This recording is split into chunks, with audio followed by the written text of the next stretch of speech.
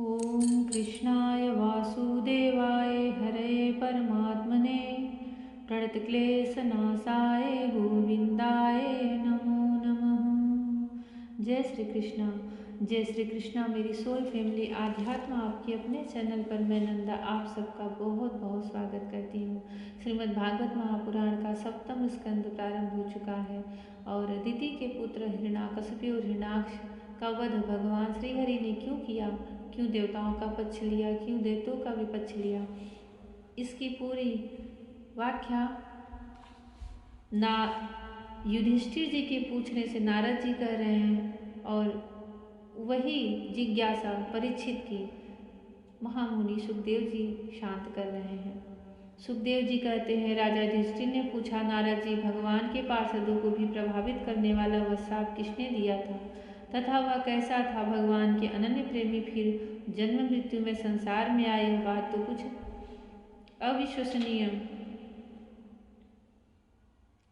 अविश्वसनीय सी मालूम पड़ती है। वैकुंठ के रहने वाले लोग प्राकृत शरीर, इंद्रिय और प्राणों से रहित होते हैं। उनका प्राकृत शरीर से संबंध किस प्रकार हुआ, यह बात आप अवश्य सुनाइए। नारद जी ने कहा, एक दिन ब्रह्मा जी के मानस पुत्र सनकादि ऋषि तीनों लोकों में स्वच्छंद विचरण करते हुए वैकुंठ में जा पहुंचे। यूं तो वे सबसे प्राचीन हैं, परंतु जान पड़ते हैं मानो 5-6 वर्ष के बच्चे हों। वस्त्र भी नहीं पहनते। उन्हें साधारण बालक समझकर द्वारपालों ने उनको भीतर जाने से रोक दिया। इस पर वे क्रोधित से हो गए और उन्होंने द्वारपालों को यह श्राप दिया कि मूर्खों, भगवान विष्णु के चरण तो रजोगुण और तमोगुण से रहित हैं। तुम दोनों इनके समीप निवास करने योग्य नहीं हो, इसलिए शीघ्र ही तुम यहाँ से पापमयी असुर योनि में जाओ। उनके इस प्रकार श्राप देते ही जब वे वैकुंठ से नीचे गिरने लगे तब उन कृपालु महात्माओं ने कहा, अच्छा 3 जन्मों में इस शाप को भोगकर तुम लोग फिर इसी वैकुंठ में आ जाना। युधिष्ठिर वे ही दोनों दीति के पुत्र हुए। उनमें बड़े का नाम हिरण्यकशिपु था और उससे छोटे का हिरण्याक्ष। दैत्य और दानवों के समाज में यही दोनों सर्वश्रेष्ठ थे। विष्णु भगवान ने नृसिंह का रूप धारण करके हिरण्यकशिपु को और पृथ्वी का उद्धार करने के समय वराह अवतार ग्रहण करके हिरण्याक्ष को मारा। हिरण्यकशिपु ने अपने पुत्र प्रहलाद को भगवत प्रेमी होने के कारण मार डालना चाहा और इसके लिए उन्हें बहुत सी यातनाएं दी, परंतु प्रहलाद सर्वात्मा भगवान के परम प्रिय हो चुके थे, समदर्शी हो चुके थे। उनके हृदय में अटल शांति थी। भगवान के प्रभाव से वे सुरक्षित थे। इसलिए तरह तरह से चेष्टा करने पर भी हिरण्यकशिपु उनको मार डालने में समर्थ न हुआ। युधिष्ठिर वे ही दोनों विश्रवा मुनि के द्वारा केसरी कैकसी के गर्भ से राक्षसों के रूप में पैदा हुए। उनका नाम था रावण और कुंभकर्ण। उनके उत्पातों से सब लोगों में आग सी लग गई थी। उस समय भी भगवान ने उन्हें शाप से छुड़ाने के लिए राम रूप से उनका वध किया। युधिष्ठिर, मार्कंडेय मुनि के मुख से तुम भगवान श्री राम का चरित्र सुनोगे। वे ही दोनों जय विजय इस जन्म में तुम्हारी मौसी के लड़के शिशुपाल हुए और दंतवक्त्र के रूप में क्षत्रिय कुल में उत्पन्न हुए थे। शिशुपाल और दंतवक्त्र के रूप में क्षत्रिय कुल में उत्पन्न हुए थे।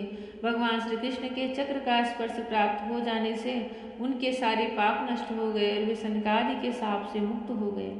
वैर भाव के कारण निरंतर ही वे भगवान श्री कृष्ण का चिंतन किया करते थे। उसी तीव्र तन्मयता के फलस्वरूप भगवान को प्राप्त हो गए और पुनः उनके पार्षद होकर उन्हीं के समीप चले गए। युधिष्ठिर जी ने पूछा, भगवान, हिरण्यकशिपु ने अपने स्नेह भाजन पुत्र प्रहलाद से इतना द्वेष क्यों किया? फिर प्रहलाद तो महात्मा थे। साथ ही यह भी बतलाइए कि किस साधन से प्रहलाद भगवान में हो गए। जय श्री कृष्णा। अब यहाँ से प्रारंभ हो रहा है भगवान के एक एक अवतारों की कथा और उनके भक्तों की कथा। बड़े ही महान महान भक्तों की कथा इसमें, अम्बरीश, प्रहलाद, बहुत सारे राजाओं की कथा इसमें एक के बाद एक क्रम से आती है।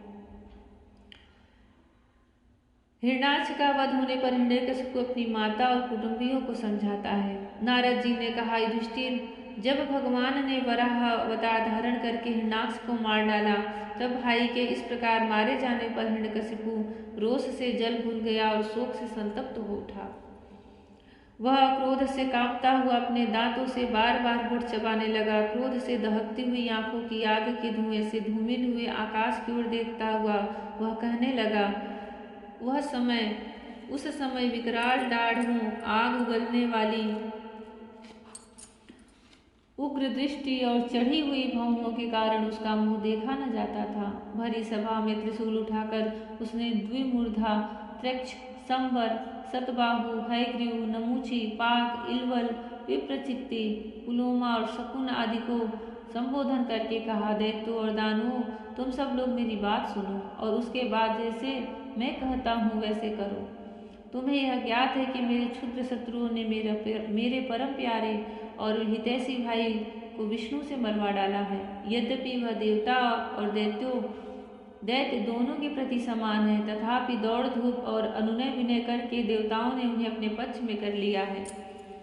यह विष्णु पहले तो बड़ा शुद्ध और निष्पक्ष था, परंतु वह माया से वराह आदि रूप धारण करने लगा है और अपने स्वभाव से च्युत हो गया है। बच्चे की तरह जो उसकी सेवा करे उसी की ओर हो जाता है, उसका चित्त स्थिर नहीं है। अब मैं अपने इस शूल से उसका गला काट डालूंगा और उसके खून की धारा से अपने रुधिर प्रेमी भाई का तर्पण करूंगा। तब कहीं मेरे हृदय की पीड़ा शांत होगी। उस मायावी शत्रु के नष्ट होने पर, पेड़ की जड़ कट जाने पर डालियों की तरह सब देवता अपने आप सूख जाएंगे, क्योंकि उनका जीवन तो विष्णु ही है। इसलिए तुम लोग इसी समय पृथ्वी पर जाओ। आजकल वहाँ ब्राह्मण और क्षत्रियों की बहुत बढ़ती हो गई है। वहाँ जो लोग तपस्या, यज्ञ, स्वाध्याय, व्रत और दानादि शुभ कर्म कर रहे हैं, उन सबको मार डालो। विष्णु की जड़ है द्विजातियों का धर्म कर्म, क्योंकि यज्ञ और धर्म ही उसके स्वरूप हैं। देवता, ऋषि, पितर, समस्त प्राणी और धर्म का वही परम आश्रय है। जहाँ जहाँ ब्राह्मण, गाय, वेद, वर्णाश्रम और धर्म कर्म हो, उन देशों में तुम लोग जाओ, उन्हें जला दो, उजाड़ डालो। जय श्री कृष्ण। तभी सब कहते हैं कि जो बहुत पूजा करते हैं, बहुत पाठ करते हैं, दुखी क्यों होते हैं। देखिए उसका ही उत्तर इसमें दे रहे हैं। ये स्पष्ट बोल रहे हैं कि तुम उन्हीं स्थानों पे जाओ जहाँ पे धर्म, कर्म, पूजा, यज्ञ, ब्राह्मण और द्विजाति लोग हैं, वे गाय है, वेद है, उन जगह जाओ, तुम्हें उजाड़ डालो और जला दो। ये उत्पत्ति, उपद्रव, अदृश्य रूप से राक्षस और विघ्न कारक जो होते हैं दैत्य, वही करते हैं, क्योंकि वह चाहते ही नहीं कि भगवान विष्णु और इन सब चीज़ों का उत्थान हो, क्योंकि उससे उनकी शक्ति क्षीण होती है। जब सत्व गुण बढ़ता है तो तामसिक गुण दब जाता है, और जो दैत्य और राक्षस होते हैं तामसिक गुण के ही अधीश्वर होते हैं। इसलिए हमेशा वह चाहते हैं कि भगवान विष्णु का जहाँ नाम कीर्तन हो, वहाँ पे विघ्न आए, वहाँ पे विपत्तियाँ आए, परेशानी आए, और इतना दुख डाल देते हैं उनके जीवन में कि वह कई लोग तो थक हार के फिर पूजा पाठ बंद कर देते हैं, भगवान से विश्वास उठ जाता है उनका। ये हर चीज़ के पीछे कहीं ना कहीं कोई कारण ही छिपा रहता है। ये जन्म से ही भगवान से बैर ठान के बैठते थे, और भगवान भी उन्हें उनकी सारी लीलाएं, उनके सारे जन्म, उनका स्वरूप इतना घोर दृढ़ बैर रहता था दैत्यों को कि वह एक अपना परम शत्रु मान लेते थे, और वह इतना दृढ़ बैर हो जाता था कि उस बैर भाव से वह उनका दिन रात चिंतन करते थे, और वह चिंतन उन्हें फिर मोक्ष और मुक्ति दिला देता था, भगवान का धाम प्राप्त करा देता था। भगवान से बैर भी करो तो उतना ही बैर करो कि उनके सिवा कोई और न दिखे, और उसमें डर भी ना हो, भगवान होने का भाव न हो। जैसे शत्रु से भाव होता है तभी आप उससे पार हो सकते हो।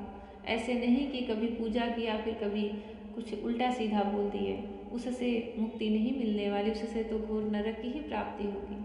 क्योंकि आपको पता है कि वो भगवान है, आपको पता है कि सर्वशक्ति और सब कुछ सामर्थ्य है उनके अंदर, उन्होंने ही सृष्टि रची है। फिर आपके कार्य सिद्ध नहीं हो, इसलिए आप उनके अनर्गल बातें बोल रहे, तो वहाँ आपको पाप और दोष लगेगा, वहाँ आपकी मुक्ति या मोक्ष नहीं होगी। भगवान को किसी भी रूप में बस भजो, गाढ़ चिंतन, गाढ़ आलिंगन में आ जाओ, तब तो वह प्रेम हो गया। गाढ़ बैर, दृढ़ बैर से करो तो वह शत्रु भाव हो गया। पर कोई भी भाव हो, वात्सल्य भाव हो, मित्रता का भाव हो, पुत्र का भाव हो, पति का भाव, पर वह दृढ़ हो, अनुराग दृढ़ हो, वैर भाव भी हो तो दृढ़ हो, उन्हीं का चिंतन हो, तो वह अवश्य मिलते हैं। जय श्री कृष्ण। राधे राधे। जय श्री कृष्ण। हरि ओम।